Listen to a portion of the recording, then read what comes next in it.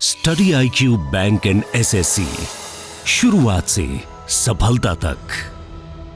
नमस्कार साथियों, आप देख रहे हैं स्टडी IQ। मैं राहुल आपका बहुत बहुत स्वागत करता हूं। आज टॉप स्टॉक में मेरे साथ नवनीत झा पटना से जुड़े हुए हैं। नवनीत, आपका बहुत बहुत स्वागत है स्टडी IQ में। Thank you sir. First of all very good good afternoon sir. Hope आप भी अच्छे हो। नवनीत, हम बढ़िया हैं। आप बता दीजिए, आप कैसे हैं? सर मैं भी अच्छा हूँ। Navneet, SBI PO, IBPS PO आपने बहुत कम टाइम में क्रैक कर लिया है, तो आपने थोड़ा सा आप अपने बारे में ब्रीफ दे दीजिए। कौन कौन से एग्जामिनेशंस आपने क्रैक करे और कितने टाइम में आपने क्रैक करे? सर मैंने बैंकिंग एग्जाम की प्रिपरेशन स्टार्ट की थी 2022 मिड से, जब आईपीएस पीओ का नोटिफिकेशन आया था। फर्स्ट अटेम्प्ट में सर मैं इंटरव्यू तक पहुंचा था आईबीपीएस पीओ के, लेकिन सर नहीं हुआ उस समय। मैं फाइनल मेरिट लिस्ट में जगह नहीं बना पाया, ना ही वेटिंग लिस्ट में। तो सर मैंने डिसाइड किया कि एक और साल देते हैं।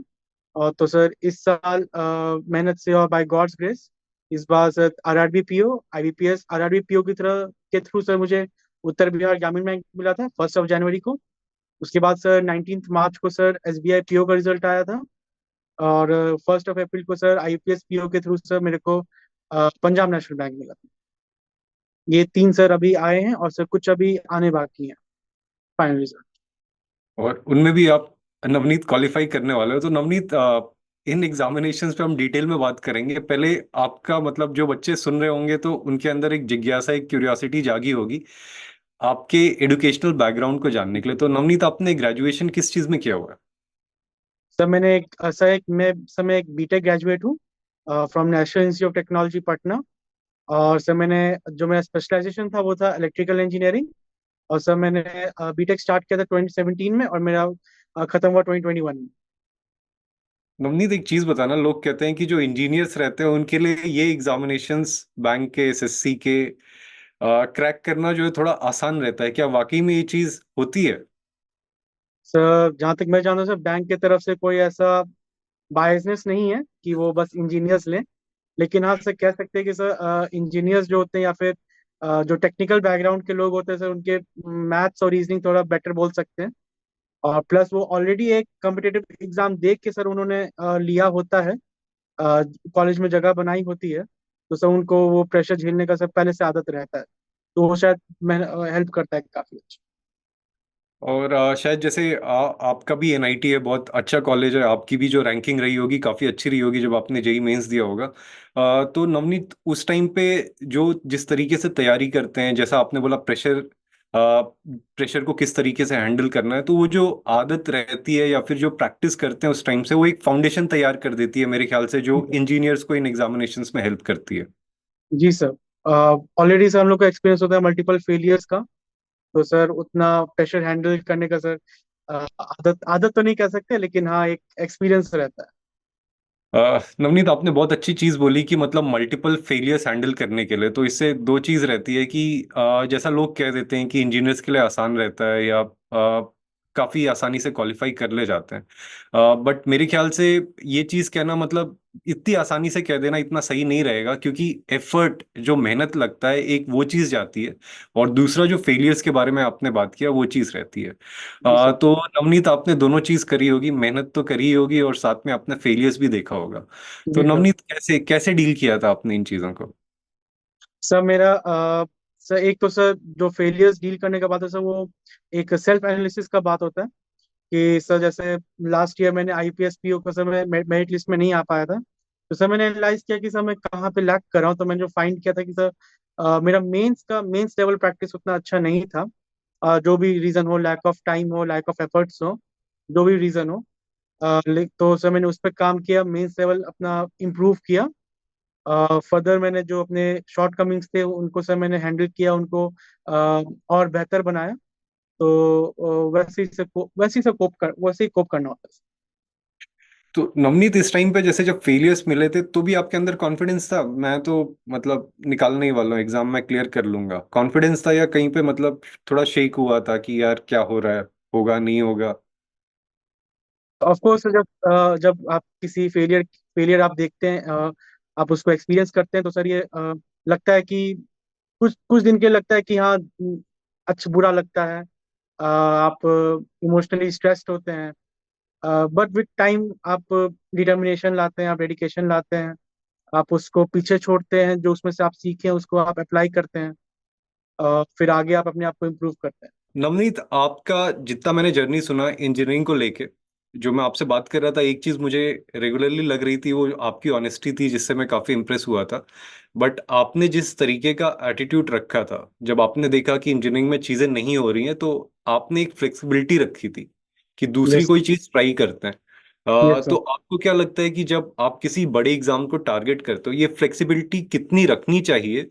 और ये फ्लेक्सिबिलिटी किस टाइम पे आपको लगता है कि शो करनी चाहिए, भाई अब मुझसे चीजें नहीं हो रही हैं, अब मूव ऑन कर देना चाहिए? ये कौन से पॉइंट पे अगर आपको लगा था, और यस अगर आपकी साइड से कोई टिप्स है बताने के लिए स्टूडेंट्स को कि किस टाइप पे मूव ऑन कर जाना चाहिए? सर, लाइक मैं बताऊं जब मैंने मूव ऑन किया था समय, मेरा गेट में सर बिल्कुल अच्छा रैंक नहीं आ रहा था। और एक तरीके से बोले तो मेरे को उसमें इंटरेस्ट भी उतना नहीं उस समय, जब शुरू में इंटरेस्ट था लेकिन बाद में जब इतने सारे फेलियर्स हुए तो सर मैंने इंटरेस्ट भी लूज कर दिया था। तो तब सर मेरा वो इन्फ्लेक्शन पॉइंट था। उसके बाद सर मैंने डिसाइड किया कि नहीं, लाइन चेंज कर। तो सर कोई भी अगर अभी प्रेजेंटली किसी लाइन में है और वहां पे वो उसका वर्क नहीं कर रहा है, तो उसको इंटरेस्ट देखना चाहिए कि वो जो अभी बना रहा है, जो अभी वो पढ़ रहा है, उसमें उसको कितना इंटरेस्ट आ रहा है। अगर इंटरेस्ट अभी अच्छा खासा है तो उसको कंटिन्यू करना चाहिए। नहीं, वो इंटरेस्ट लूज कर चुका है, वो बस ऐसे ही पढ़ने बैठता है, मन नहीं लगता है, तो he should also seek another option. मतलब कि नवनीत, ऑनेस्टी रखनी चाहिए, खुद के साथ और ईमानदार खुद की रहना ऑनेस्टी चाहिए। रखनी चाहिए। आपको पता होना चाहिए कि आपको इंटरेस्ट आ रहा है कि नहीं आ रहा है। अब बस for the sake of studying आप बैठ गए तो वो नहीं होना चाहिए। तो नवनीत, मतलब आप फिर स्ट्रेटेजी पे थोड़ी बात कर लेते हैं, तो क्या स्ट्रेटेजी रही थी आपकी यस। इन एग्जाम्स को क्लियर करने की? जब मेरी इनिशियली जब मैंने शुरू किया था तो मेरी स्ट्रैटेजी ये थी कि एटलीस्ट प्री मेरा क्लियर हो जाए, क्योंकि मैंने सबमिट 2022 में शुरू किया था, जस्ट आफ्टर नोटिफिकेशन जब आईपीएस पीओ का आया था। तो मेरा सबसे बड़ा टारगेट था पीटी शुरू करते हैं। तो सर मैंने पीटी का प्रैक्टिस किया और आईपीएस और एसबीआई दोनों का पीटी निकल गया था। देन सर पीटी निकलते ही, जैसे ही पीटी सर मैंने दिया तो मुझे रियलाइज हो गया कि हाँ, ये निकल सकता है। तो सर मैंने मेंस का तैयारी शुरू कर दिया। मेन सर मैंने high level puzzles, high level DI ये सब बनाना शुरू किया। इंग्लिश सर मैं शुरू से, सर मेरा जो बेसिक है वो आईसीएसई बोर्ड, और उसके बाद 10th 12th मतलब पोस्ट फिफ्थ मेरा सीबीएसई था। उससे मेरा इंग्लिश काफी अच्छा रहा है, जो कि मैं बोलूंगा एक मेजर पॉइंट था मेरे सिलेक्शन में। तो सर मैंने इंग्लिश पे कभी उतना ध्यान नहीं दिया, क्योंकि इंग्लिश मेरा, मैं मॉक देता था तो इंग्लिश मेरे काफी अच्छे नंबर आते थे। तो सर मैं क्वांट और रीजनिंग को अच्छे से मतलब किया, जितना भी टाइम मिला उसमें से। मैंने आईपीएस पीओपी का मेरा मेंस निकला, लेकिन उतना ज्यादा डिफरेंस नहीं था कट ऑफ और मेरे मार्क्स में, शायद 8 या 10 मार्क्स का डिफरेंस था।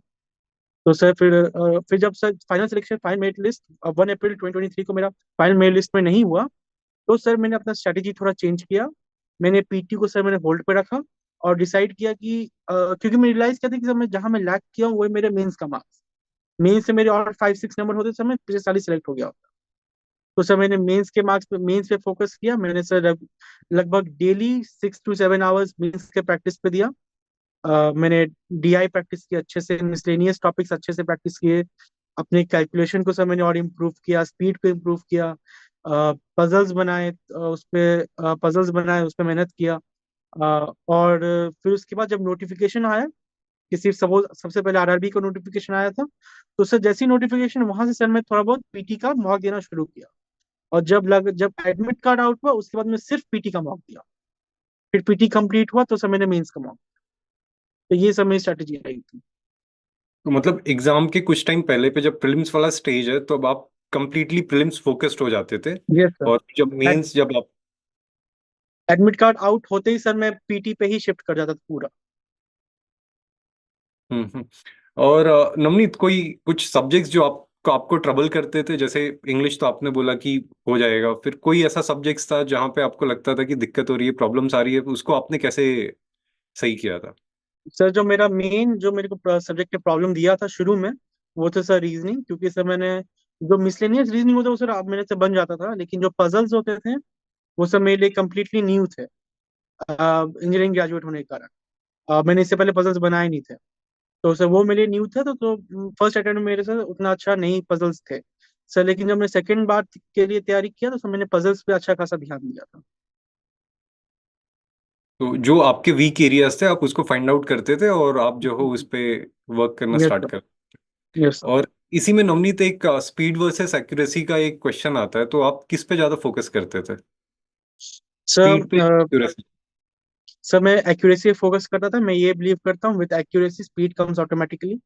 जब आप काफी अच्छे एक्यूरेट हैं तो सर आप स्पीड भी एक तरीके से आ ही जाता है। हम्म। और नवनीत, गौरव सर के बारे में एक जनरल अवेयरनेस, क्या क्या फीडबैक है आपका? मतलब कैसे गौरव सर ने आपकी सिलेक्शन में किस तरीके से हेल्प करी, या उनका क्या रोल रहा है आपके सिलेक्शन में, आपकी प्रिपरेशन में? Sir being from A technical background, sir मेरा जीए में जनरल अवेयरनेस में सर जीरो एक्सपीरियंस था, जीरो नॉलेज था। जब मैं बैंक एग्जाम का तैयारी किया था तो सर फर्स्ट अटेम्प्ट में तो नहीं, लेकिन हाँ सेकंड अटेम्प्ट में मेरे कुछ फ्रेंड्स दो बैंकिंग एग्जाम का भी तैयारी कर रहे थे, उन्होंने सजेस्ट किया था कि गौरव सर का जो जीए है उसको तुम देखो, उसको तुम प्रेफर करो, तो तुम्हारा जीए में अच्छा हो जाएगा। तो मैंने सब उनका लिया कोर्स। तो और उनका जो बेस्ट 300 था सर, वो मुझे सबसे सही में वो बेस्ट है। एंड उससे सर मेरा एक्चुअली जैसे उनका डेली वीडियोस देखता था और रिवीजन के लिए बेस्ट 300। तो सर वो उन्हीं उन्हीं सर उन्हीं के उन्हीं मेहनत तो उन्होंने सबसे ज्यादा की है। उन्हीं के मेहनत के कारण सर हमने जो उन्होंने पहले से मतलब करंट अफेयर्स पढ़ के ऑलरेडी वीडियोस में डाल के हम लोग को एक तरह के स्पून फीड किया था, वही सर एग्जाम में काम आया बहुत अच्छा। इसके बाद मेरे मार्क्स का भी अच्छे बने हैं जी में। गौरव सर के बारे में ये भी स्पेशल चीज है, जितना मेहनत स्टूडेंट्स करते हैं उतनी ही, या ये कह लें कि उससे भी कहीं ज्यादा जो है, गौरव सर बैकएंड पे मेहनत करते हैं ताकि स्टूडेंट्स यस को सर। जो है वो बेस्ट कंटेंट प्रोवाइड करवा पाए। और यस जैसा सर। कि नवनीत इंटरव्यू के पहले बात हुई थी, अगर हुआ तो आइए सर यस से। Sir, sure sir. मौका मिलेगा तो सर ऑफ कोर्स उनसे मिलूंगा मैं, हम्म। उनके आशीर्वाद लूंगा।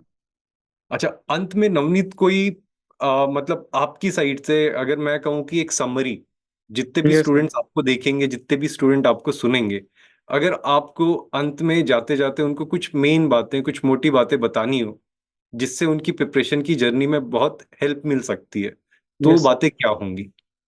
सर जो जो मेन की पॉइंट मेरे लिए सबसे ज्यादा अच्छा हेल्पफुल रहा है वो सर कंसिस्टेंसी। बहुत लोग होते हैं जो कि एक दिन में मोटिवेट होके एक दिन में 1000 क्वेश्चन कर लेते हैं, फिर एक हफ्ता का ब्रेक ले लेते हैं। तो सर उससे बचना चाहिए। डेली 100 ही करें लेकिन लगातार करें। बीच में एक आध दिन ठीक है, हफ्ते में 6 दिन पढ़े, एक संडे को रेस्ट ले लिया, वो ठीक है। लेकिन डेली पढ़ें। एक तरीके से हफ्ते में लगातार करते रहे। 4 घंटा है सही लेकिन डेली करें। तो सर वही है, तभी आपके आप में इम्प्रूवमेंट होगा। एक ही दिन में 24 घंटा पढ़ने से नहीं होगा।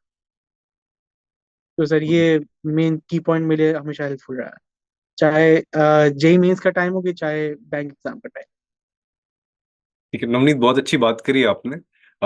जितने लोगों ने भी हमें सुना है, कंसिस्टेंसी मेंटेन करके रखिए। स्पीड एक्यूरेसी के साथ आपकी आ ही जाएगी, एक्यूरेसी मेंटेन यस कीजिए, सर। आपकी स्पीड बन जाएगी। तो ये यस दो सर। बातें मेरे ख्याल से मूल मंत्र हो सकते हैं, जो लोग इस यस सर। इंटरव्यू को देखेंगे उनकी प्रिपरेशन में हेल्प करेंगे। इनफैक्ट अगर ये दो ऐसे मूल मंत्र हैं जो आपका सिलेक्शन भी करवा सकते हैं। यस तो सर। नीत, आज हमारे साथ जुड़ने के लिए आपका बहुत बहुत धन्यवाद। Thank you sir. तो साथियों, ये थे हमारे साथ नवनीत झा। आशा है कि इनकी बातों से आपको हेल्प मिलेगी, आपको सहायता मिलेगी आपकी प्रिपरेशन जर्नी में। इस एपिसोड में हमारे साथ जुड़ने के लिए आप सभी का बहुत बहुत धन्यवाद। Study IQ bank and SSC, शुरुआत से सफलता तक।